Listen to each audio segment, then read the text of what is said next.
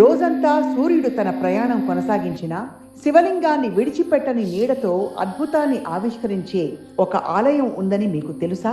అదే ఛాయా సోమేశ్వర ఆలయం.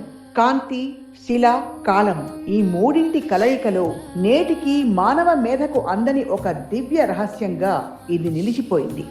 వేములవాడలో ఒక్కసారి శివుని సన్నిధిలో నిలబడి మనస్ఫూర్తిగా ప్రార్థిస్తే జీవితకాలపు భారాలే కరిగిపోతాయని భక్తుల అచంచల విశ్వాసం. అందుకే ఆ క్షేత్రము ఎప్పుడూ భక్తులతో నిండిన జీవనదిలా ప్రవహిస్తూ ఉంటుంది. కాళేశ్వరంలో రెండు నదులు కలిసే అపూర్వ సంగమంలో శివుడు స్వయంగా కొలువై ఉంటాడు. స్వచ్ఛమైన నమ్మకం, జలధారలా ప్రవహించే భక్తి అక్కడ మనకు దర్శనమిస్తుంది.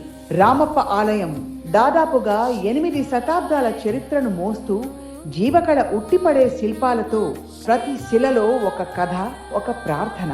కొలనుపాకలో నిశ్శబ్దమే నిత్య ఉపదేశం. శతాబ్దాలుగా ఆ ఆలయం మనసుని మౌనంగా మార్చి ఆత్మతో మాట్లాడే శక్తినిస్తుంది.